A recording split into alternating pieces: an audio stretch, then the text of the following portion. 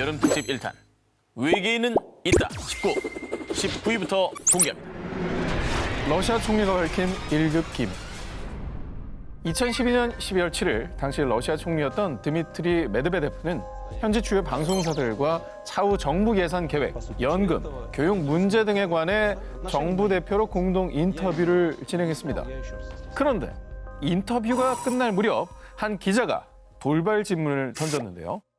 Знаете абсолютно все. Ну вот, например, прилетали на Землю инопланетяне. Вот те самые зеленые человечки. Малян, значит, рассказываю вам первый и последний раз. Вместе с передачей чемодана с ядерными кодами президенту страны приносят специальную папку. На ней написано «Совершенно секретно». И она 뉴스 화면이라고요? посвящена 기자와의 인터뷰입니다. пришельцам, которые посетили наш. 아니 이거는 그냥 인정 정도가 아니라 상당히 구체적으로 얘기를 했는데 상황에 대해서 아니 근데 이건 놀랍네요. 네. 놀랍다. 러시아 5대 대통령 출신인 메드베데프 총리는 대통령 취임 직후 외계인에 대한 1급 기밀 문서를 전달받았으며 외계인이 이미 지구에 왔었다라고 인정한 건데요. 그러니까 러시아가 인공위성을 최초로 발사한 우주 개발의 강국이고 그렇습니다. 또 이 당시 최첨단 기술로 외계인과 접촉했을 수 있는 겁니다. 왜냐하면 제일 먼저 갔으니까 그렇죠. 거기까지 온 러시아랑 제일 먼저 얘기를 하는 거죠. 그리고 이제 대통령 출신 총리면은 이제 국가안보의 총책임자잖아요. 네네. 그러니까 일반인들은 모르는, 혹은 다른 나라에서 모르는 기밀을 알고 있을 테니 저런 얘기가 그냥 갑툭 튀 나온 거 아니겠어요? 네. 자, 그런데 말입니다. 이게 더 놀라운 건요. 메드베데프 총리의 다음 발언. 또 있어? Одновременно предоставляется доклад абсолютно закрытой спецслужбы, которая занимается контролем пришельцев на территории нашей страны. Сколько их среди нас? не Сколько их расскажете. среди нас, рассказывать не буду, потому что это может вызвать панику. 그러니까 메인 인 블랙 영화처럼 똑같네. 그 우리 중에도 외계인이 있을 수 있다 뭐 이런 얘기인가요? 그리고 지금 정부에서 아예 외계인들을 관리하는 그런 부서가 따로 있다잖아요. 네. 자, 메드베데프 총리의 인터뷰가 공개된 후 사람들은 외계인이 지구에서 대체 뭘 하고 있는 거냐? 라며 폭풍 관심을 보였는데요. 하지만 메드베데프 총리는 인터뷰 말미에 영화 맨 인 블랙을 보면 외계인에 대한 자세한 정보를 얻을 수 있다라고 얘기하면서 농담조로 무마를 하려는 듯 했습니다. 영화를 이제 언급한 걸 보면은 이제 농담으로 약간 내가 여기까지 왜 얘기했자면서 급하게 무마하려는 듯한 느낌이 좀 들고 주워 담기 위해서. 그렇죠. 넘어가려고. 괜히 한 말은 아니에요, 저거는 분명히.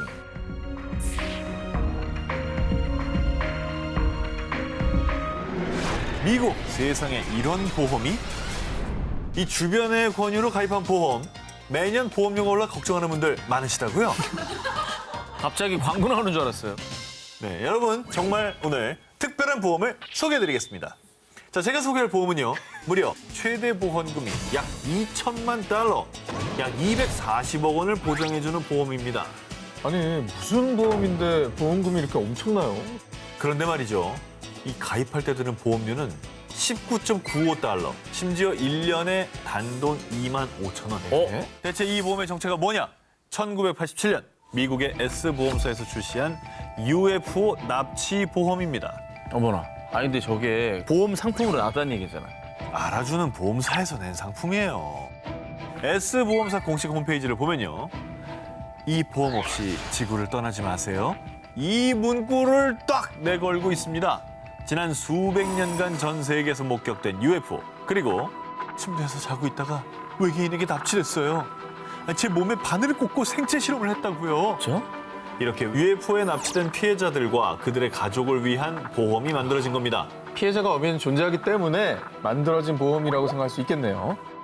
자, UFO 납치 보험에 대해 좀 더 자세히 소개를 해드리면요. 먼저 보험 가입자가 UFO에 납치됐을 경우에는 1천만 달러, 약 120억 원을 보장받게 되고요. 만약에 외계인의 아이를 임신하거나 외계인의 공격으로 사망했다. 이때는 2천만 달러, 약 240억 원의 보험금을 받게 된다고 합니다. 근데 이제 중요한 게 실제로 UFO를 목격했던 사람들이라면 아마 이 보험은 무조건 들지 않을까요? 당연하죠. 네. 네. 자, 이제 보험도 맞춤 서비스가 필요합니다. UFO 납치 보험이 당신을 지켜줄 겁니다. 외계에서 보낸 정찰기. 제2차 세계대전이 끝난 후 시작된 미소 냉전 시대. 1957년 소련이 세계 최초로 인공위성 스푸트니크 1호 발사에 성공하면서요. 큰 충격을 받은 미국은 이듬해 미 항공우주국 나사를 창설.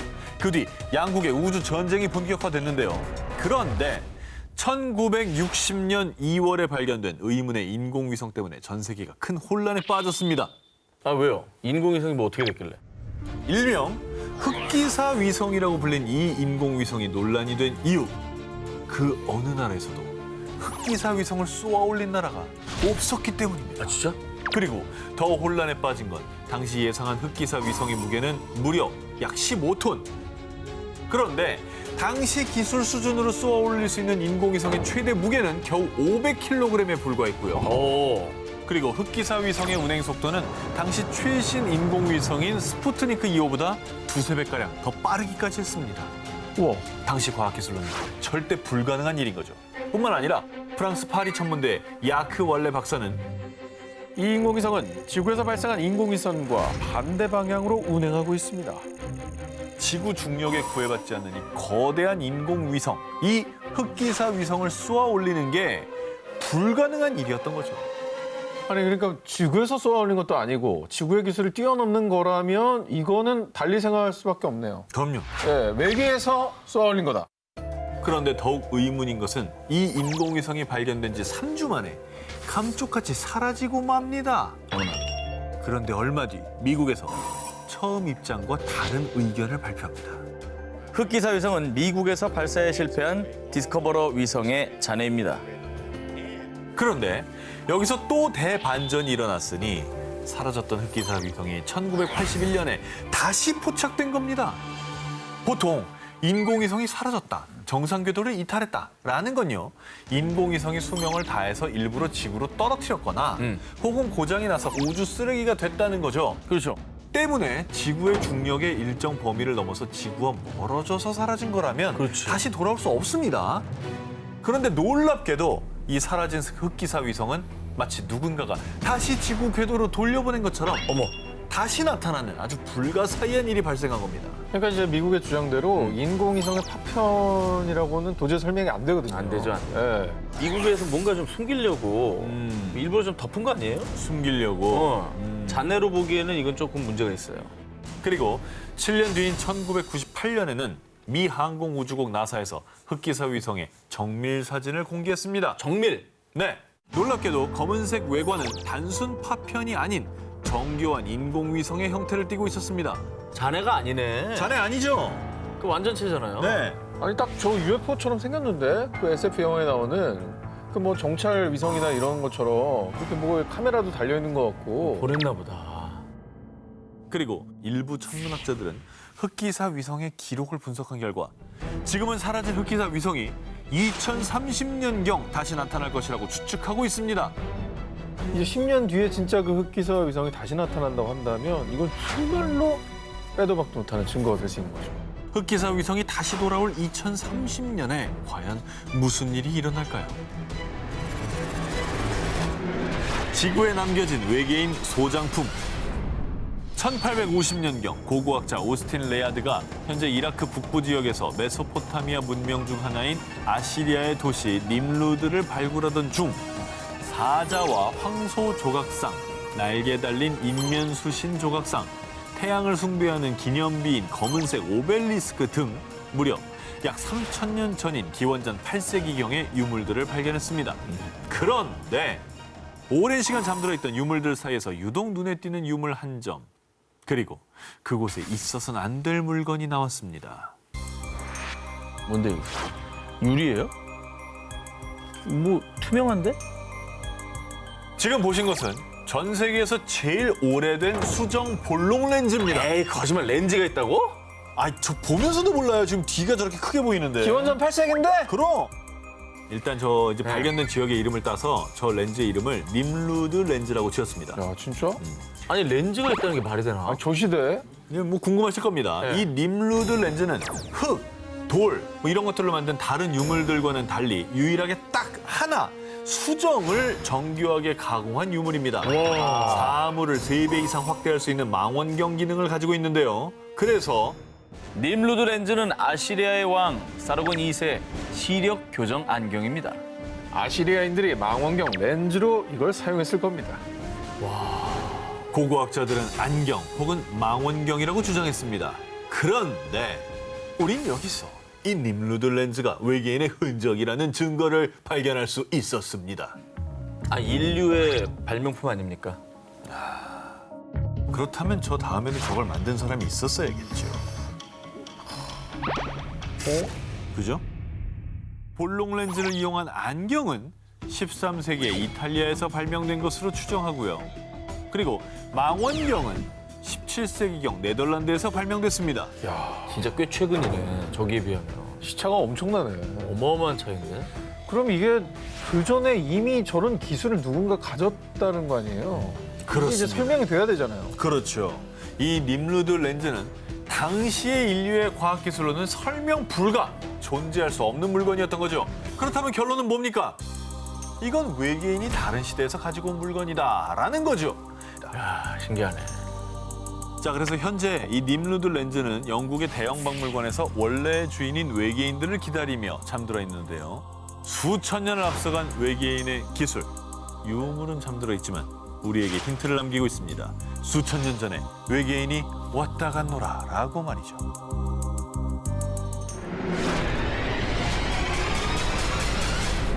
태양계에서 지구와 가장 닮았고 생명체가 있을 가능성이 가장 높은 행성, 바로 화성이죠.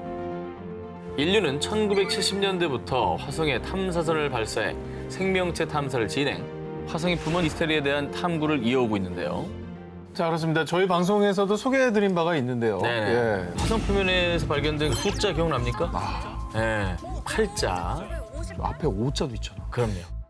미스테리한 흔적이 끊임없이 발견되는 미지의 행성 화성. 그런데 또 새로운 증거를 제가 가지고 나왔습니다. 놀라지 마십시오. 이번엔 생명체입니다. 에? 아이 아니에요? 옆모습 아니야? 어린애 같은데? 자, 지금 보면은 약간 긴 머리 여자 같잖아요. 그래, 옆모습 같아. 그렇죠. 머리를 이렇게 길게 늘어뜨린 여성의 모습 같습니다. 2015년 나사의 화성 탐사 로봇 큐리오시티 로버가 화성 내 협곡을 촬영하던 중에 포착이 된 겁니다. 그러니까 저 여자를 찍은 게 아니고 네. 쭉 이제 찍다 보니까 걸린 거예요. 황량한 화성에서 유독 눈에 띄는 형상. 두 팔과 긴 머리, 가슴 등 여성의 형상과 너무나 흡사합니다. 외계인 추적 사이트에 따르면 이 여성 외계인의 키는 대략 8에서 10cm이고요. 만약 이 작은 형상이 조각이었다면 쉽게 부서졌겠지만 조각이 아닌 살아있는 생명체이기 때문에 이 형상을 유지하고 있다고 합니다. 그런데 사실 화성에서 인간이 살 수 있는 조건은 이미 과학적으로 증명되지 않았습니까? 2008년 나사는 화성에서 채취한 토양 샘플에서 얼음을 발견했고요. 2015년에는 화성 표면에서 소금기가 있는 물이 흐른 흔적을 발견을 했습니다. 소금, 물, 뭐 이런 게 다 인간이 살아가는데 꼭 필요한 거니까요. 그렇죠. 그것도 화성에서 나온 거를 보면은 정말 이 생명은 존재할 수 있다. 그렇죠. 여러분, 정말 지구에만 생명체가 산다고 믿고 있었던 건 아니죠? 외계인은 진짜 있습니다.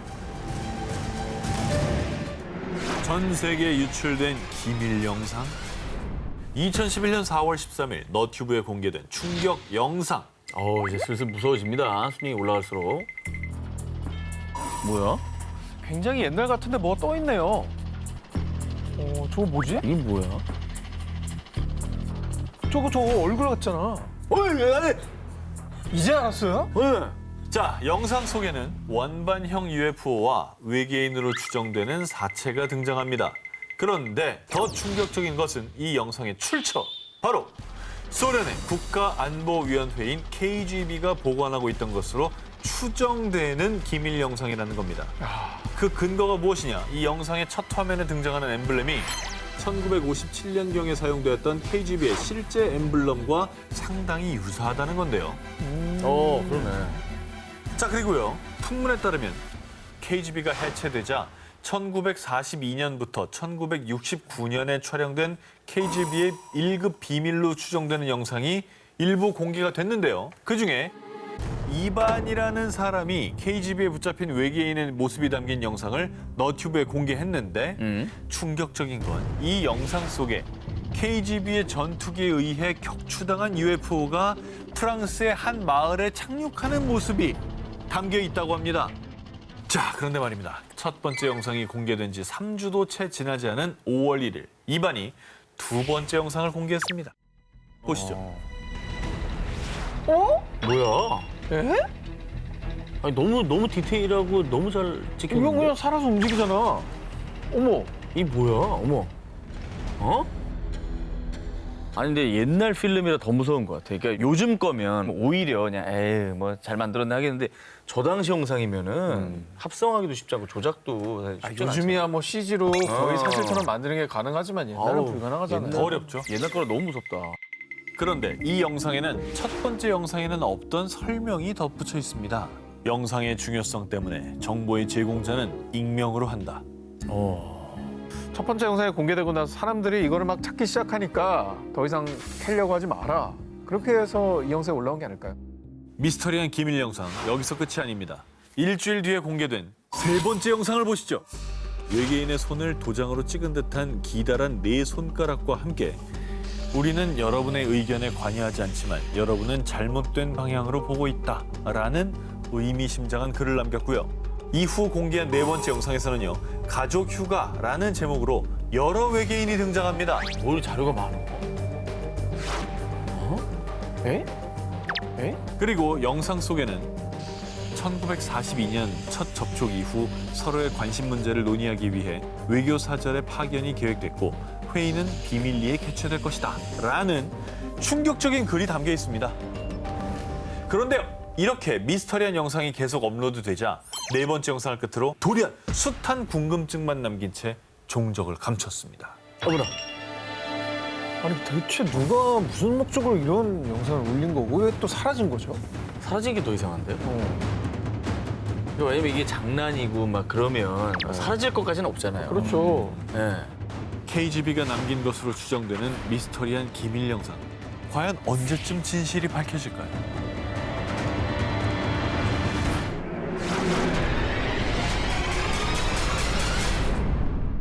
지상 최대 수수께끼 중 하나인 페루의 나스카 지역.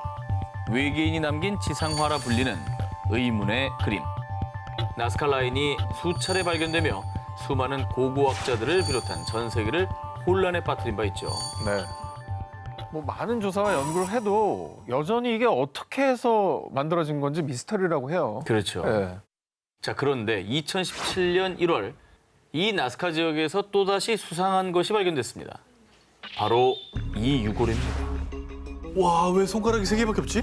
길저울이고 정말 이 유골은 그 어디에서도 본 적이 없는 기괴한 모습이었습니다.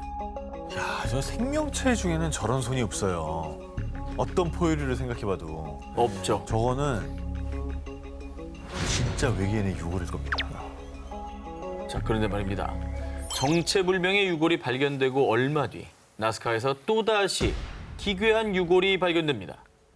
웅크려 앉은 모습이 언뜻 보면 사람 같지만요. 머리는 마치 외계인처럼 길쭉한 모양이고요. 무엇보다 도무지 인간이라 할 수 없는 긴 손가락과 발가락은 각각 3개. 아 진짜. 바로 이전에 발견됐던 손 모양 유골과 매우 흡사했습니다. 어머. 나스카에서 의문의 유골이 발견됐다는 소식이 전해지자 사람들은 지구에 사는 생명체의 유골이 아니다 라며 외계인의 유골이 아니냐는 주장을 제기했습니다. 게다가 이 미라의 방사성 탄소 연대 측정 결과 미라는 245년에서 410년경에 실제 생존했던 생명체일 것으로 추측을 했습니다. 어머. 엑스레이를 통해서 이제 두개골 내부의 치아 형태도 아주 명확하게 확인할 수 있었는데요. 그냥 있네. 자, 미라의 연구를 담당한 러시아 상트페테르부르크 주립대학 물리학자 콘스탄틴 코로코프 박사의 충격 발표. 이 미라는 인간이 아닌 또 다른 생명체에 가깝습니다. 아니, 또 다른 생명체가 뭐야? 아니 그런 추측이 있었을 것 같아요. 네. 인간과 비슷한 뭐 영장류 종류 중에는 저런 어떤 구조를 갖고 있는 존재들이 있잖아요. 있죠. 그건 어떻게 보세요? 실제로 영장류일 가능성을 두고 검사를 또 해봤습니다. 그런 의혹이 있었기 때문에 98.5%는 영장류에 가깝지만 나머지 1.5%는 알려지지 않은 불분명한 존재라는 결과가 나왔습니다. 그리고 2018년 11월에 추가로 페루 의회에 보고된 새로운 연구 결과에 따르면요. 정말 충격적인 미라의 DNA 검사 결과 네? 인간의 DNA와 무려 70%가 불일치였습니다. 인간이 DNA. 아니네. 그러니까 이 미라는 인간도 영장류도 아닌 전혀 다른 미제 생명체일 수도 있다는 것이죠. 네. 이런 증거까지 있다고 하면 네. 정말로 외계인을 안 믿을 수 없거든요. 그렇죠. 네.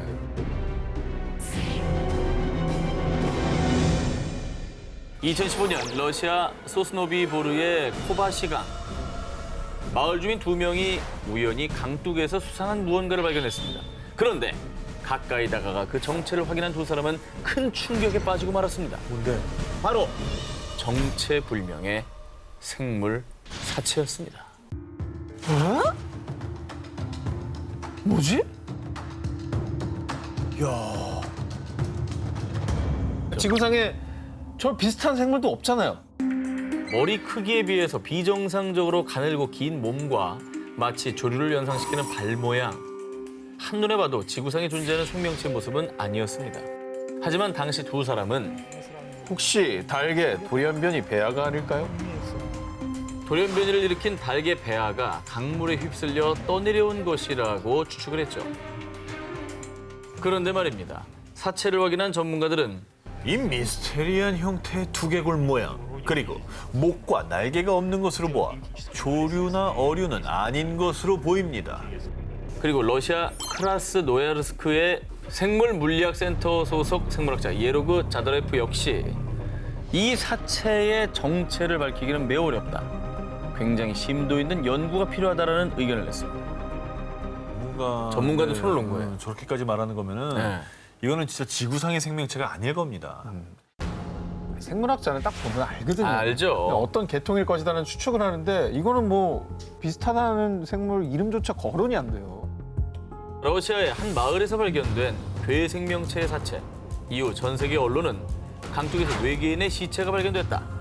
과학자들까지 당황케 만든 불가사의한 사체라고 보도했고요.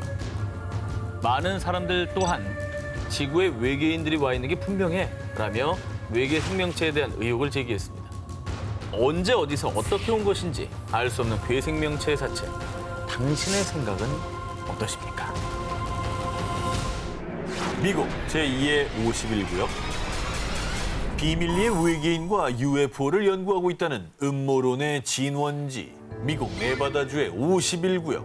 그런데 말입니다. 미국에 무려 수년간 수차례나 UFO로 추정되는 비행물체가 발견된 제2의 51구역이 있다는 사실 알고 계셨습니까? 미국에 그런 곳이 있었어요? 2016년 5월 미국 오하이오주의 데이턴에서 약 16km 떨어진 라이트 패터슨 공군 기지 인근. 이곳에 사는 한 부부는 뒷마당에서 오붓하게 일몰을 감상하고 있었습니다. 그런데 이때 아니 저게 뭐야? 하늘을 보고 깜짝 놀란 부부는 휴대폰으로 다급히 그 광경을 촬영했는데요. 이게 바로 문제의 영상입니다. 저기 영상이 있구나. 휴대폰 영상이면은 이거는 찐이다 진짜. It looks like it's moving with the clouds. 뭐야 저게? 뭐 또 있죠?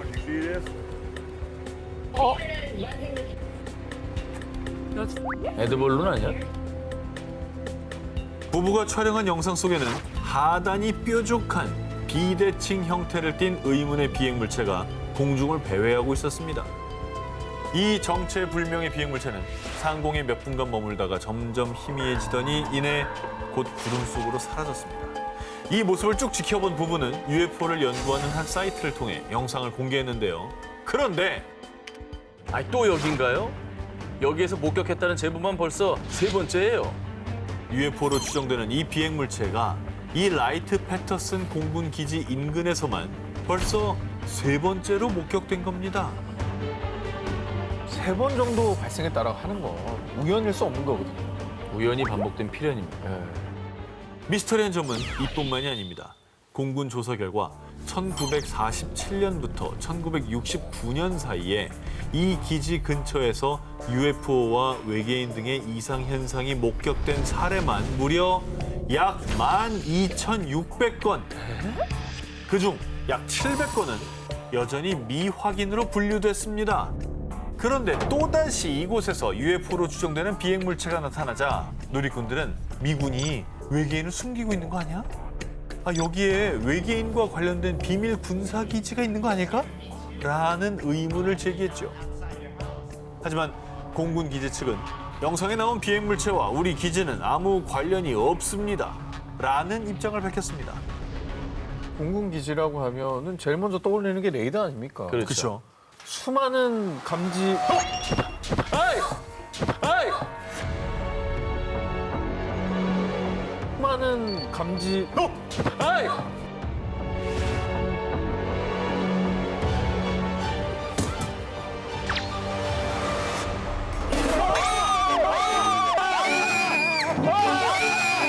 깜짝이야.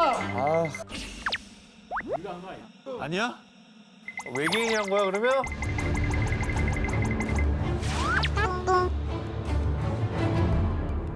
미국의 비밀 군사 작전 지역인 51구역 인근에서도 수차례 UFO가 목격, 그리고 역사상 가장 유명한 UFO 사건이죠. 일명 로즈웰 사건. 미국 뉴멕시코주 로즈웰 인근에 추락한 UFO를 51구역으로 옮겨와 비밀리에 연구 중이라는 의혹을 받고 있는데요. 어쩌면 이 미 라이트 패터슨 공군기지에서도 비밀리에 외계인과 접촉하고 연구 중일 수도 있는 겁니다. 게다가 로즈웰 UFO 추락 사건이 발생한 연도는 1947년. 라이트 패터슨 공군기지 인근에서 UFO와 외계인에 대한 목격담이 나오기 시작한 것도 역시 1947년입니다. 51구역과 라이트 패터슨 공군기지. 소름 끼치도록 UFO와 연관이 있지 않습니까? UFO가 수차례 목격된 미스터리 스폿. 라이트 패터슨 공군기지. 대체 UFO는 왜 그곳에 계속 출몰하는 걸까요? 그들이 보내는 마지막 시그널. 여러분 혹시 하인리 법칙에 대해서 들어보셨습니까? 큰 사고가 발생하기 전에 반드시 먼저 그 징후가 일어난다라는 법칙인데요.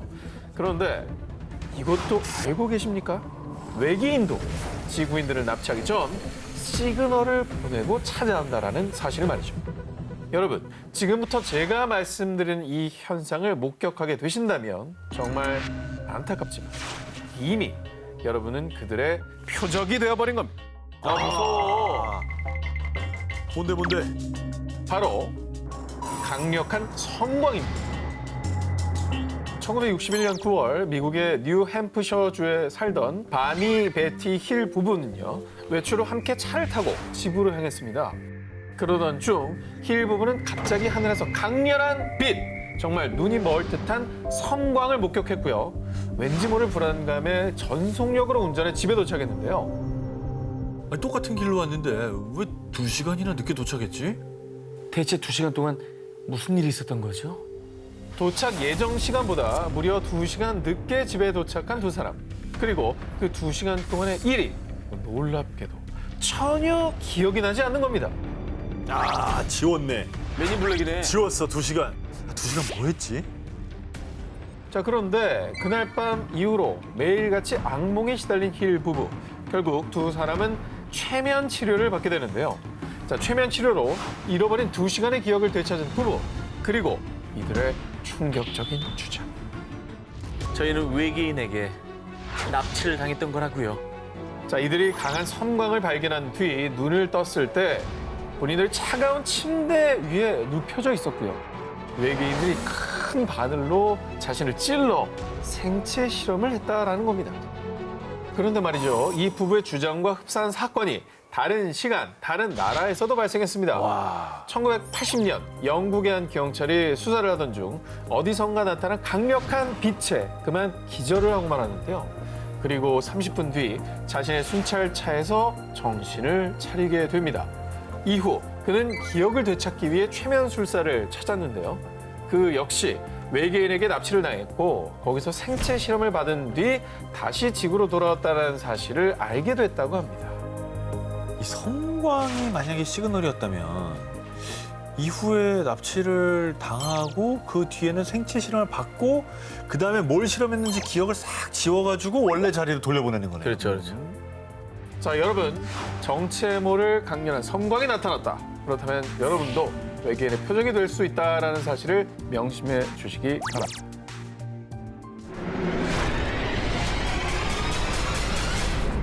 (14세기에서) (16세기에) 일어난 문화혁신운동 르네상스가 도래하면서 당대 미술 역시 인간의 눈에 보이는 그대로를 그리는 사실적 기법이 발달. 화가들은 작품 속 등장인물과 사물을 마치 카메라로 찍은 듯이 아주 현실적으로 묘사했죠. 그런데 말입니다. 사실대로 그린 이 르네상스 시대의 작품에 외계인과 UFO가 기록돼 있었습니다. 이탈리아 화가 도메니코 기를란다요의 작품 마돈나와 성 지오반니노인데요. 그림 속의 우측 상단을 자세히 보시기 바랍니다. 잠깐만 저기 이상한 거 하나 있네. 그렇죠. 네. 그러니까 뭐가 좀 떠 있고 그게 살짝 머리 정수리 부분이 약간 보이는 것 같아요. 뭔가 바라보고 있는 느낌? 놀랍게도 이 비행물체의 정체가 바로 UFO인 것입니다. 없는 사실을 일부러 그림에다 저렇게 그렸을 리가 없거든요. 그리고 이뿐만이 아닙니다. 1486년 이탈리아의 화가 까를로 크리벨리의 작품 성 에미디우스가 함께 있는 수태고지. 자, 여기서도요 UFO를 찾아볼 수가 있습니다. 여기는 어디네? 야, 이것도 신기하네. 너무 대놓고 레이저 빔을 쐈네. UFO 추종자들은 성모 마리아를 비추는 저 빛이 오늘날 외계인이 인간을 납치하는 모습과 비슷하다고 주장을 하고 있습니다. 제가 좀 전에 소개를 해드린 바 있지 않겠습니까? 네. UFO를 만난 사람들이 공통적으로 느끼는 하인리 법칙의 징후, 그렇죠. 섬광입니다. 자, 그리고 1538년 벨기에의 한 직물에 그려진 그림 여름 테피스트리의 승리에서는요 UFO와 흡사한 형태의 비행물체가 한 개가 아닌 무려 3개나 그려져 있습니다. 하늘에 막 떠 있네. 지금 3개가 동시에 나타났다고? 그리고 더 놀라운 건 르네상스 시대의 작품들 속에 UFO만 있는 게 아니었다는 사실입니다. 오스트리아 화가 미하엘 파흐의 작품 교부들의 재단화 중 일부에서는요 악마가 표현돼 있는데 외계인 추종자들은 저 악마는 마치 지구를 방문한 외계인 같은데? 라며 외계인을 그린 거라고 주장하고 있습니다. 야, 이거 진짜 외계인을 만난 사람이 그린 건가요, 이거는? 우리 조선 왕조실록에도 네네. 그런 기록이 있습니다. UFO를 목격했다는 자료가 이제 남아 있고요. 동시에 나타났다는 것 자체가 뭐 조선 왕조실록은 누구도 부정 안 하는 정사 아닙니까? 그렇죠. 그 기록으로 남아 있다는 건 진짜 놀라운 거죠. 페루 CCTV에 찍힌 미스터리 형체. 2016년 8월 30일 너튜브에 올라온 한 CCTV 영상이 페루를 뜨겁게 달궜습니다. 그 이유가 뭔지 두 눈 크게 뜨고 확인해 보시기 바랍니다. 움직이는데 한번 걸어가죠. 뭐 빛이 나요, 근데? 잠깐 뭐야? 이건 걷는 게 아니잖아. 봤어요? 이거 훅 지나는 거? 자, 이 영상은 페루 파차카마크에 있는 고속도로 옆 한 주유소의 CCTV 영상이었습니다. 손님이 없는 한적한 밤, 대화를 나누던 두 직원. 그런데 저 뭐지? 한 직원이 가리킨 곳에 몸에서 약한 빛을 내는 정체 모를 생명체가 도로변을 천천히 걷고 있었던 겁니다. 난생 처음 보는 희귀한 모습에 곧바로 직원들은 괴생명체를 향해 달려갔는데요. 그러자 정체를 숨기려는 건지 인기척에 방향을 틀어 고속도로를 향해 사라지고 말았습니다. 지금 저 모자 쓴 분이 확인하려고 다가갔었네요. 그렇죠. 근데 확 날아가 버리네. 야, 그러니까 그 가까이서 보면 목격자가 있는 거잖아요. 그렇죠. 이건 뭐지? 멀리서 봤으면 헛걸 봤다고 해도 네. 가까이서 보고 뛰어갔잖아요. 자, 괴생명체 목격자인 주유소 직원들의 증언에 따르면요. 키는 한 1m 정도 됐고요. 다리가 많았어요. 최소 10개 정도 됐어요. 라고 했습니다. 상상이 되십니까? CCTV에는 담기지 않았지만 이후 이 괴생명체가 고속도로로 진입하자마자 트럭에 치였는데요. 아이고. 글쎄 순식간에 증발해버렸다고 증언했습니다. 사라졌어. 그리고 이후 곧바로 트럭에 부딪힌 곳에 가봤더니 그 그 어떠한 흔적조차 발견하지 못했다고 합니다. 그럼 뭐 CCTV에도 찍혔고 트럭에 치였다라는 증언도 있고. 봤다는 거죠. 근데 어떻게 흔적이 없을 수가 있지? 그리고 한두 명이 본 게 아니라 여러 사람이 본 거잖아요. 그렇죠. CCTV로도 찍혔고요. 이게 설명이 진짜 안 되네요. 안 됩니다. 자, 이외 이 미스테리한 페루 주유소의 CCTV 영상을 페루의 UFO 연구가 안소니 초이가 자신의 너튜브에 공개하며 알려졌습니다. 이 영상을 본 누리꾼들은요. 외계인이 보낸 로봇 아닐까? 중요한 건 사람이 아닌 건 확실한 것 같아요. 이렇게 괴생명체가 외계인과 관련이 있을 거라는 추측을 내놨습니다. 4년이 지난 지금까지도 페루 CCTV에 찍힌 괴생물체의 정체는 여전히 밝혀지지 않고 있습니다. 칠레 정부도 인정한 UFO. 칠레야? 이게 다 남미예요, 지금. 이게 남미지? 2014년 11월 11일 칠레 해군 소속 베테랑 상교 2명은 헬기를 타고 산티아고 해안을 순찰하는 임무를 수행 중이었습니다. 그런데 이때 여기는 칠레 해군 알파기. 국적과 소속을 밝혀라. 전방에 정체불명의 비행물체 발견. 확인 바란다. 당시 적외선 카메라를 테스트 중이던 해군 장교는 수상한 비행물체를 포착. 어머나. 너무나 또렷한 형체인데요? 이거 저 군사 레이더 화면이잖아요. 아니, 너무 또렷하다. 이거는 근데 우리가 아는 항공기 모양이 아니죠. 날개도 없고. 동글동글하잖아요. 그래서 곧바로 교신을 시도했지만 비행물체에선 어떤 응답도 하지 않았고요. 인근 공군기지에 확인을 요청했는데요. 적외선 카메라에도 찍혔음에도 해군의 헬기 레이더에는 물론 인근 공군기지의 레이더에서도 포착되지 않는 유령 비행물체였습니다. 와, 무시무시하네. 점은 찍혀 있는데 안 보인다. 칠레 항공관제소에 확인한 결과 당시 해당 지역을 비행하는 민간기나 또는 군사용 비행기의 운항이 통보된 적이 없다고 하고요. 또 칠레 해군에 따르면 군사훈련이나 인근 국가의 비행기를 이용한 첩보 활동도 보고되지 않았다는데요. 그 뒤 수상한 비행물체에 출현해 UFO와 미확인 공중 현상을 연구하는 칠레 정부의 CEFAA는 조사에 착수. 비행물체의 정체를 파악하기 위해 천문학자, 공군사진 측량부서, 영상 분석가 등의 전문가들이 총출동했습니다. 네. 항공사진 및 영상 분석가의 조사 결과 영상은 조작의 흔적이 없다. 이 비행물체는 스스로 움직이는 게 확실하다. 라며 비행물체가 가짜일 가능성을 일축했고요. 천문학자 역시 우주 쓰레기였다면 영상처럼 수평으로 비행하지 않고 추락했을 겁니다. 라며 비행물체가 UFO일 가능성에 무게를 실었습니다. 비행물체의 수상한 점은 이뿐만이 아니었습니다. 그동안 UFO로 추정되는 영상이나 사진에서 기체를 뿜는 모습은 극히 드물었는데 이 비행물체는 기체를 배출하는 기이한 광경을 연출했습니다. 뿜네, 뿜어. 이상하죠? 내연이 어마어마하게 나오네. 뭐 이렇게 뒤에 아니, 나 지금 내 눈을 지금 의심하게 돼요. 이게 이제 영상 전문가가 조작 가능성이 1도 없다 그랬잖아. 없다고 그랬잖아.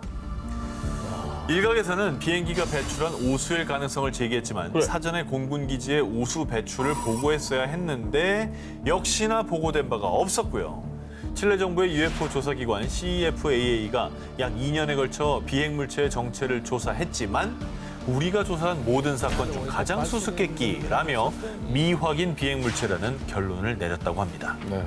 결론 자체가 미확인 비행물체 UFO네요. 그렇죠. 그래 결론 내린 거네요. 정확히 정체를 알 수가 없으니까. 와. 해군의 카메라에 포착된 UFO.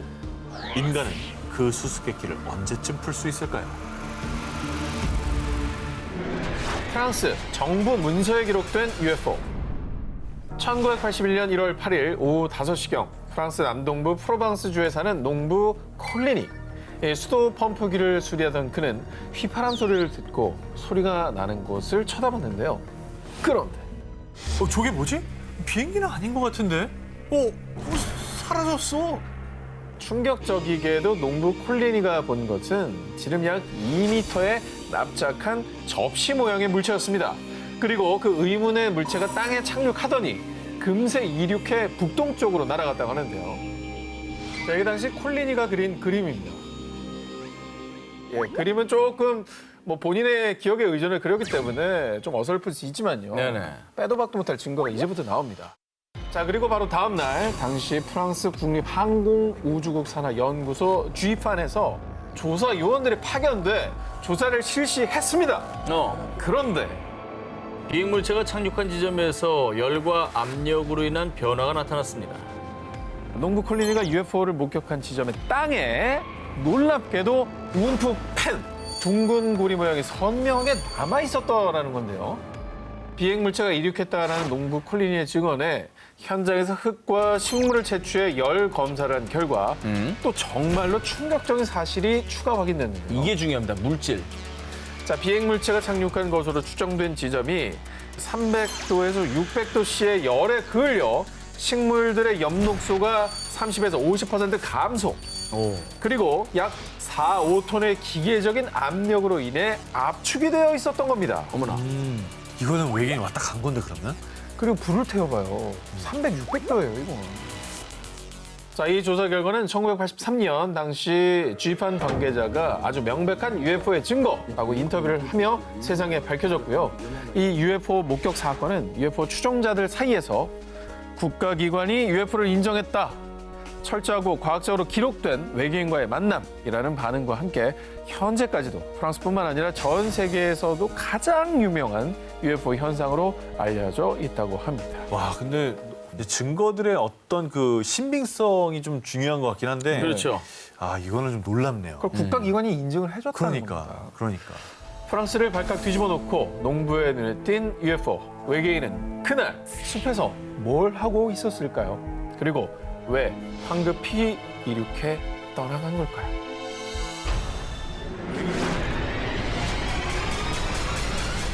(2018년) 아르헨티나 산티아고 델 에스테로주의 경찰서로 한 남성의 다급한 신고 전화가 걸려왔습니다. 지금 여기 큰일 났어요. 제 농장에 와서 이것 좀 봐주세요.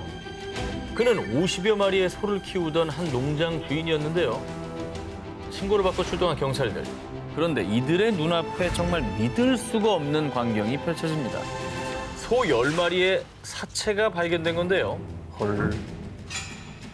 자, 그런데 더 충격적인 것은요. 이 중 4마리는 눈알이 적출돼 있었고요. 또 다른 3마리는 생식기가 잘린 상태였습니다. 아니 누가 왜 저런 끔찍한 일을 저지른 겁니까? 그런데 더 도저히 이해할 수 없는 미스테리는요. 죽은 소들 주변에서 혈흔이 단 한 방울도 발견되지 않았다는 점입니다. 어떻게 그럴 수가 있어? 아니 저렇게 훼손이 심한데 네. 피가 한 방울도 안 나오는 게 가능해요? 말이 안 되지. 게다가 소들의 사체가 절단된 부위를 보면요. 마치 레이저로 정교하게 자른 듯 너무나 깨끗했다고 합니다. 말도 안 돼. 어떻게 저런 일이 벌어질 수 있는지를 상상이 안 되는데. 자, 이에 당시 사건을 조사했던 수의사 렌조 카펠리는요. 평생 수의사로 일하면서 이렇게 끔찍하고 이상한 사건은 처음입니다. 그래서 정말 외계인의 소행이라고밖에 설명이 안 되는 것이죠. 이야, 신기하다. 이 생명체를 갖고 실험을 하려고 했었던 게 아닐까요, 외계인들이? 그런데 말입니다. 더 놀라운 건요. 4년 전 같은 지역의 다른 농장에서도 이 사건과 너무나 흡사한 사건이 일어났다는 점입니다. 2014년에는 소가 아닌 돼지의 머리 등이 절단되는 끔찍한 사건이 일어났었다고 하는데요. 그리고 이 사건 역시 현장에서는 한 방울의 혈흔도 발견되지 않았다고 합니다. 4년 사이 2번이나 발생한 가축 절단 사건. 대체 그들은 무슨 목적으로 이런 짓을 벌였던 걸까요? FBI 기밀 문서가 증명한 UFO. 자, 2011년 4월 정보자유법에 따라 미국 연방수사국 FBI가 수천 건의 기밀 문건을 온라인 자료실에 공개했는데요. 그런데 기밀 문건들이 공개되자마자 헐, 대박. 진짜 외계인 있었어? 거봐, 뭘 했어? 아이, 외계인 있다고 했잖아. 외계인의 존재에 대한 의견이 분분해지기 시작했습니다. 그 이유, 이 FBI 기밀 문서에 소 납치 사건과 관련된 내용이었습니다. 미국 뉴멕시코주 등지의 농장 농부들이 소들이 UFO에 납치되는 광경을 목격했고 무려 8천여 마리의 소들이 사라진 사건이었습니다. 8,000마리? 수에서 밀렸네. 자, 게다가 또 한 가지 충격적인 사실. 앞서 정 기자님께서 소개해 주셨던 아르헨티나의 소 절단 사건과 너무 흡사하게도요. 사체로 발견된 소들의 장기 일부가 사라진 상태였고 심지어 주변에서 혈흔이 발견되지 않았다는 사실까지 일치. 이건 소름이다. 이거는 8,000마리면 8,000마리. 이게 사람이 할 수 있는 양도 아니고. 일단 트럭에 10마리씩 태우면 트럭 800대입니다. 그렇죠. 자, 그리고요. 이 기밀 문서 중에는 1979년 1월 당시 법무부 장관이었던 그린핀 베리, 뉴멕시코주 상원의원 해리슨 휴밋에게 보낸 문서도 포함이 되어 있었는데요. 자, 여기에는 내가 보낸 자료들은 내 기억에서 가장 이상한 현상 중 하나요. 자, 그러니까 당시 법무장관까지 UFO와 외계인의 존재를 믿었던 거라고 추측해 볼 수 있는 겁니다. 그렇죠. 야, 이거는 진짜 반박 불가네.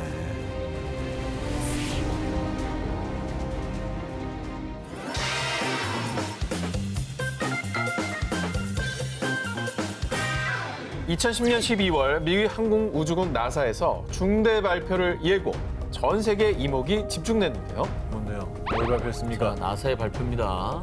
네, 소문이 아니고. 외계 생명 연구의 중요한 단서 발견.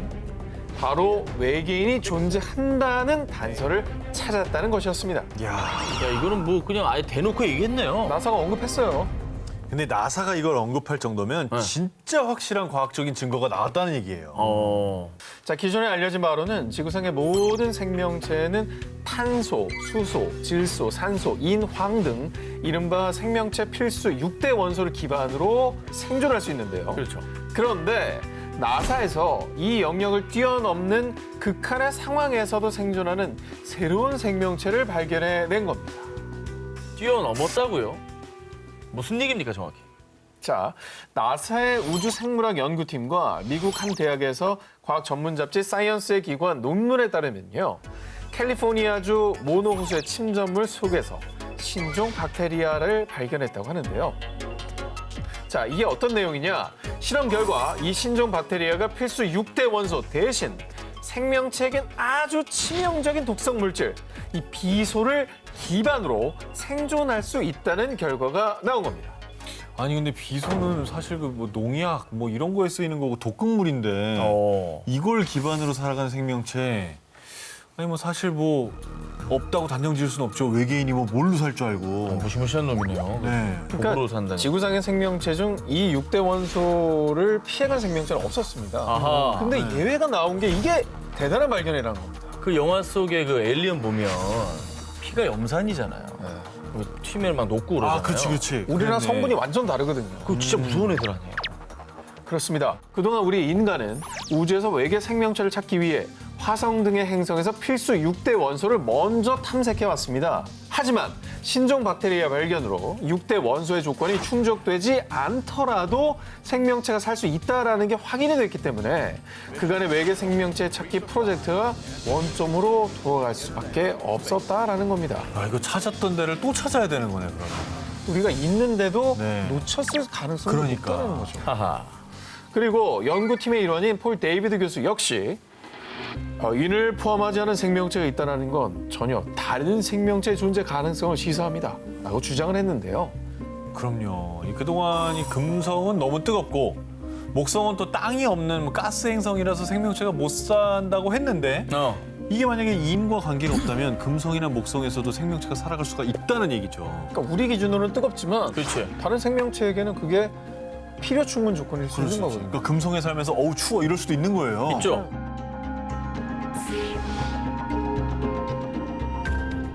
여름 특집 1탄 외계인이 있다 싶고 저 오기자의 두 번째 1위 후보를 공개합니다. 트레저 헌터인 마누엘 랑헬과 호세 아가조가 한 지하 동굴을 탐사했는데요. 그들이 이곳에 온 이유. 옛날에 UFO가 불시착했다가 외계인이 갇혔다는 전설의 동물이 있어요. 이 지역 주민들 사이에 전해 내려오는 UFO 전설의 진실을 파헤치기 위해서였습니다. 그리고 놀랍게도 그 UFO 전설의 증거를 찾아냈는데요. 야, 이건 또 뭐냐. 오늘날 만든 게 아니라고. 동굴 벽에 그려져 있던 겁니다. 어떻게 보면 사람이 앉아서 그 컴퓨터 같은 기계 장치를 조작하고 있는 것 같은 그런 모습이잖아요. 외계인의 존재를 암시하는 정체불명의 돌은 이것뿐만이 아니었습니다. 그들은 또 다른 동굴에서 더 많은 돌 조각과 벽화를 찾아냈습니다. 아우 이건 좀 믿기지가 후대에 그냥 누가 그려놓은 것 같은 느낌인데. 약간 그런 느낌이죠. 네. 이 지역 주민들의 말에 따르면 지구에 불시착한 외계인들이 이 동굴에 숨어 사는 동안 고대 사람들과 교류를 했다라는 사실을 기록하기 위해 돌에 그림을 새긴 거라고 전해지는데요. 그리고 실제로 이게 누가 조작용으로 갖다 놓은 건 아니었습니다. 조사 결과 이 돌 조각들은 무려 약 5,000년 전 고대 마야 문명 때 새겨진 것으로 추정이 된다고 합니다. 야, 마야 문명. 고대 마야가 또 이 고도로 발달한 과학기술 때문에 외계에서 도움을 받은 거 아니냐 이런 추측이 많았지 않습니까? 네, 그렇습니다. 미 정부 산하의 교육재단 소속인 한 연구소에서 이 의문의 돌 조각을 가져가 연구 중이라고 하는데요. 네. 아직까지는 안타깝게도 보고된 바가 없는 상황입니다. 근데 저건 만약에 밝혔다 하더라도 아직 모릅니다라고 하고 있을 수도 있을 것 같아요.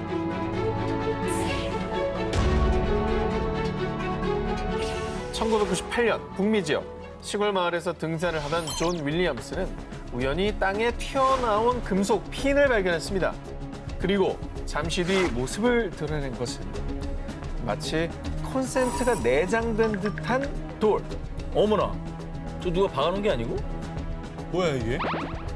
콘센트 저거 끼면 뭐 충전되나 어떻게 되는 거야? 전기공학자였던 존 윌리엄스는 단번에 심상치 않은 물건이라고 느꼈고요. 지질학자들에게 조사를 의뢰했습니다. 조사 결과 이 돌엔 인위적으로 용접된 흔적이 전혀 없습니다. 저게 인위적이 아니면 원래 어떻게 저렇게 하는 거지? 생겼다고? 그렇습니다. 돌을 조사한 지질학자에 따르면 인위적으로 금속 핀을 접착한 접착제나 시멘트 같은 흔적뿐만 아니라 용접한 흔적도 전혀 없었고요. 금속 핀 주변으로 돌이 형성이 되었다고 합니다. 그리고 이 돌이 외계인의 흔적이라는 결정적인 증거가 또 있습니다. 이 돌은 무려 10만 년 전부터 존재했습니다. 10만 년? 10만 년. 돌의 나이가? 그렇습니다. 그럼 외계인이 10만 년 전에 왔다는 얘기네요. 10만 년 전에 인류가 저런 걸 만들었다? 이건 불가능하다. 10만 년 전에 어떻게 콘센트를 만듭니까? 그렇지. 전기 개념도 모를 텐데. 조사 결과 돌은 10년 전도 아니고 무려 10만 년 전 구석기 시대의 지층에서부터 존재해 왔는데요. 자, 그렇다면 이게 뭘 의미하느냐? 존재할 수 없는 외계인의 물건이 발견된 것이며 외계인의 초고대 문명이 있다라는 증거인 거죠. 이 외계의 유물을 발견한 존 윌리엄스 역시 외계인이 만든 물건이라고 확신합니다. 라고 주장했고요. 이후 이 외계인의 돌은 수수께끼 돌이라는 뜻의 애니그멀리스로 대화제, UFO의 존재를 파헤치는 매거진에 게재되어 큰 관심을 받았습니다. 외계인의 흔적이 남겨진 미스터리한 돌들. 고대 우리 지구엔 무슨 일이 있었던 걸까요?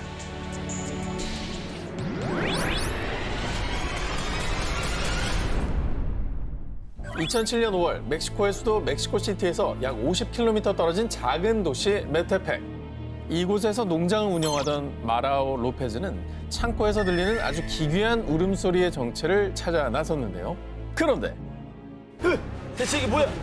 지금까지 살면서 단 한 번도 본 적이 없는 괴 생명체가 쥐덫에 걸려 발버둥 치고 있는 겁니다. 뭐야? 그거 아니야 그거? 스미골?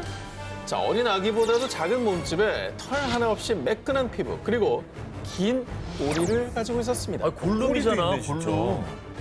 저게 생각해보세요. 집에 있는 덫에 저게 걸려 있었다고 생각해보세요. 진짜 무서웠겠는데? 아니 저걸 놔줄 수도 없고 죽이기도 찝찝하고 막. 죽이면 안 되지 일단. 자, 이상한 생김새 괴 생명체가 두려웠던 로페즈는 결국 괴 생명체를 익사시켰고요. 왜? 그 사체를 한 대학교 연구팀에 의뢰해 DNA 조사 등 연구에 들어갔는데요. 이 생물체는 인간도 아니지만 사람이 만들어낸 인위적인 생물체는 더욱 아닙니다. 대학 연구팀은 해당 괴 생명체가 인간과 비슷한 관절을 가지고 있지만 골격은 도마뱀의 특징을 가지고 있다며 지구상에 현존하는 어떤 생명체하고도 일치하지 않는다고 분석. 다만 뇌 후두엽이 발달한 것으로 보아 매우 지능적인 생물체일 수 있다는 조사 결과를 내놓았습니다. 쥐 같기도 하고 도마뱀 같기도 하고 머리랑 팔 보면은 약간 사람 같기도 하고. 그러니까 한 몸에 여러 생명체 어. 특징들이 막 혼재하고 있죠. 외계인인가? 뭐야? 실제로 괴생명체가 발견된 지역이 UFO가 빈번하게 목격되는 곳이라 괴생명체가 아기 외계인이라는 추측이 확산되기도 했습니다.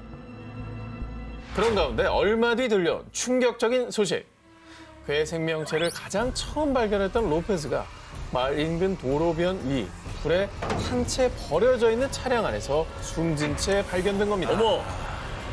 자, 그런데 정말 이상한 점은요. 로페즈의 시신에서 다른 외상이나 타살의 흔적은 전혀 발견되지 않았다는 건데요. 이에 일각에서는 죽은 아기 외계인이 저주를 내린 거다라는 주장까지 제기됐습니다. 똑같이 이 물에 익사시킬 때 어디 가뒀을 거 아니에요? 꼼짝 못하게. 꼼짝 못하게 차 안에 가둬놓고. 같은 방식으로 이제 복수를 당한 거예요. 네. 타살한 적이 없다 그러니까 외계인의 소행일 수 있잖아요. 그렇죠. 인간의 흔적이 아니니까. 자, 과연 농장에서 발견된 괴생명체의 정체는 아기 외계인이었을까요? 만약 외계인이 맞다면 그는 외계인에게 복수를 당했던 걸까요?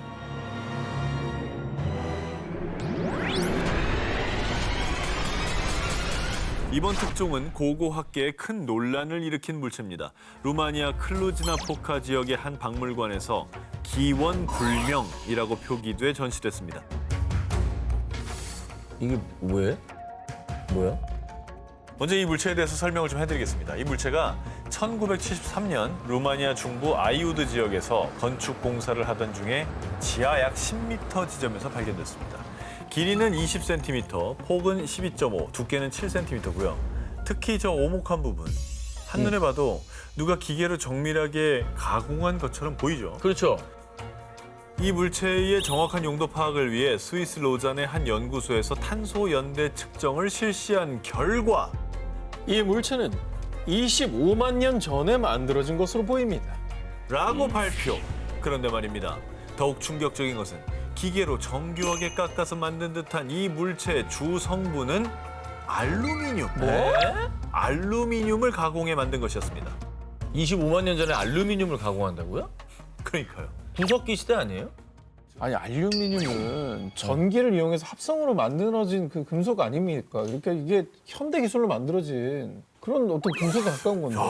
문과인데 상당히 많이 알아요. 아니, 이 재련 정도 기술, 다 알죠. 아니, 재련 기술이라는 게 이게 이론은 적용을 해도 이 에너지 여론이 없으면 못 뽑아내는 거잖아요. 근데 이제 알루미늄은 인위적인 그거나. 재련 기술이 없어도 네. 자연적으로 어떻게 알루미늄이 형성된 걸 이렇게 갖다 쓴 게 아니, 아니에요? 근데 전기로 만든 거예요. 자연적으로 만들어질 수 있지 않아요, 알루미늄? 번개 착 해가지고 이렇게. 지각에 매장된 원소인 알루미늄을 인류가 발견해서 알루미늄이라는 이름을 붙인 게 1807년입니다. 19세기잖아. 이 알루미늄을 재련해서 포크와 같은 물건으로 가공하고 생산해서 사용하기 시작한 것은 1856년부터고요. 그러니까 인류 역사에 알루미늄이 등장한 게 불과 200여 년밖에 안 되는데 루마니아에서 발견된 이 알루미늄 물체가 25만 년 전에 만들어졌다? 말도 안 돼. 이게 과학적으로 말이 안 되는 겁니다. 아니 구석기 시대면은 저기 돌도 안 갈아 쓰던 때인데 무슨 알루미늄을 재련을 해요. 혹시 그거 아닐까요? 정 기자님이 좋아하는 타임캡슐. 이게 어떻게 이류고야? 아 엽기적인 그녀야? 아니 죄송한데 그건 타임캡슐이고요. 이게 그러니까 개발해서 타임캡슐. 한 2년, 머신. 한 2년 전으로 돌아가서 나 아직도 타임캡슐이랑 타임머신 헷갈려. 누가 타임머신 타고 25만 년 전으로 갔다가 실수로 저거 놓고 왔거든요. 던져놓은 거지. 아니, 번개 자작설이 저는 가장 유력해 보여요. 번개 자작설. 번개 자작. 25만 년 전 알루미늄 물체의 존재가 드러나자 역사학자, 과학자들은 대혼란에 빠졌고요. 급기야 이 물체의 구성 물질은 지구의 기술과 결합할 수 없습니다. UFO의 흔적이 분명합니다. 외계인이 지구에 방문한 흔적이라는 주장이 제기됐습니다. 외계인이 실제로 존재했고 25만 년 전에 루마니아 쪽에 왔었다는 얘기네요. 논란 끝에 결국 이 알루미늄 물체는 기원불명이라는 표기와 함께 루마니아 클루즈나포카의 박물관에 전시됐다고 합니다.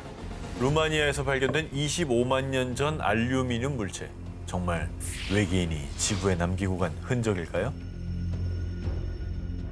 미국 초자연 포털 세도나 스타게이트. 볼텍스, 우리말로 소용돌이를 의미합니다. 그런데 서양에서는 또 다른 뜻으로도 쓰이기도 한다고 합니다. 바로 지구상에서 강력한 전자기파 에너지가 소용돌이처럼 휘몰아치는 특정 지점을 말한다고 합니다. 그런데 세계 각국의 초자연 전문가들에 따르면 이 특정 지점이 전 세계 통틀어 21곳이 있다고 하는데요. 그 중에서도 무려 4개의 볼텍스가 모여있는 곳이 미국 애리조나주에 위치한 산악지대 세도나. 이곳은 인구 10,000명이 조금 넘는 소도시지만 매년 무려 500만 명 이상의 관광객들이 소위 길을 받고자 마음의 평안을 위해 찾는 관광 명소라고 합니다. 신은 그랜드 캐니언을 만들었지만 정작 그는 세도나에 살고 있다. 이런 말이 있을 만큼 신비하고 영험한 기운을 준다는 세도나. 그런데 말입니다. 이 세도나 지역의 볼텍스가 외계인들과 통신하는 포털이라면 믿으시겠습니까? 그것도 무슨 포털이라고요? 이 온 우주의 강력한 기운이 땅 전체를 둘러싸고 있기 때문일까요? 이곳 원주민인 야바빠족은요, 세도나에는 차원을 넘나들 수 있는 포털이 있다라고 말했다고 합니다. 그래서일까요? 세도나 곳곳에서는 상식적으로는 이해할 수 없는 기묘한 이상 현상들이 자주 일어나고 있습니다. 초자연 현상 연구가 빌 해밀턴 역시 그곳의 도깨비 이불은 현란한 광채를 내뿜었어요. 크기는 야구공에서 농구공 정도로 각기 달랐어요. 라며 계곡에서 미스터리한 현상을 목격. 정말 놀라운 건요, 2004년 1월 영국의 지구 미스터리 연구가 니콜라스 만이 세도나에서 스타게이트를 찾았다고 밝힌 점인데요. 길을 통해 자신의 과거를 엿볼 수 있다는 대성당 바위. 실제 비행장이 있는 언덕 에어포트 메사. 법관의 모자를 닮았다는 법원 바위. 그 외 문스 마운틴, 리 마운틴까지 이렇게 세도나에서 유난히 초자연적인 현상이 자주 목격되는 5개 지점을 연결하면 지도에서 정확히 별 모양의 펜타그램 도형이 형성된다는 것입니다. 진짜 이렇다고? 설마 정확히 그려봤습니다. 애리조나주에서 UFO가 가장 많이 목격된다는 미스테리 키스팟 세도나. 이곳은 정말 외계와 통하는 포털일까요? 그리고 스타게이트는 무엇을 의미하는 것일까요?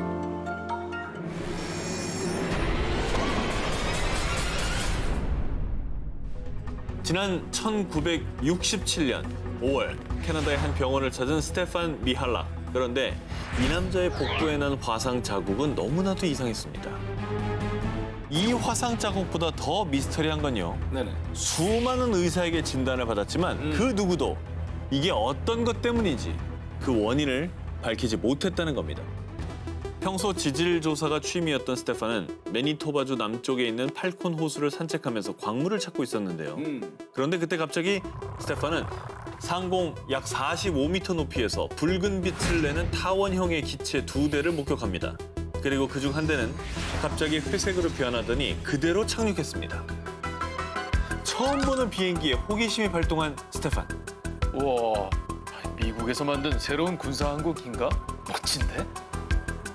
스테판은 너무나 신기해서 기체에 손을 슬쩍 댔는데 기체의 격자무늬 배기관에서 가스가 방출되면서 그대로 이륙.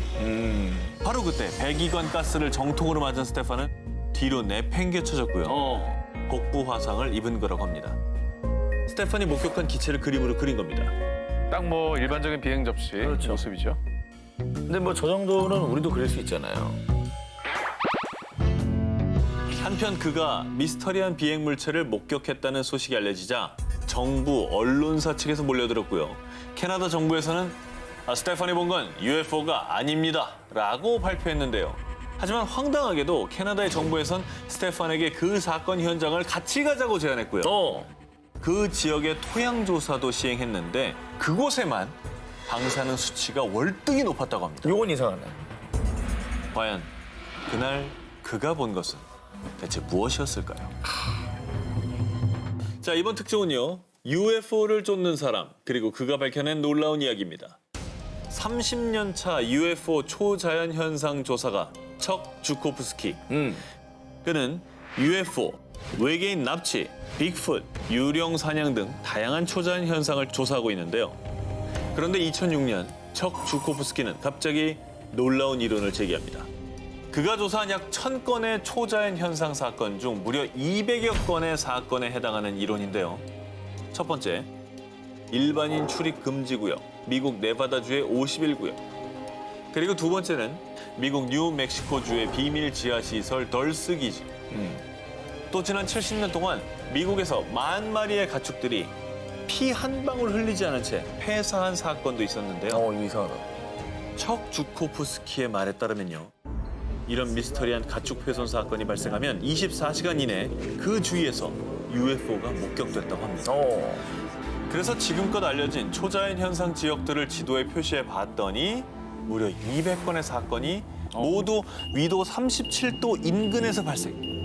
저거를 일명 초자연 현상 고속도로라고 부릅니다. 그는 유독 초자연 현상이 37도에서 일어나는 이유를 이렇게 설명합니다. 위도 37도에는 외계인들이 지구로 드나들 수 있는 길이 있어요. 다시 말해 UFO의 주요 도로가 바로 위도 37도에 있는 거죠. 그런데 여기서 더 소름 돋는 사실은요. 우리나라 서울의 위도가 몇 도인지 아십니까? 바로 37.5도.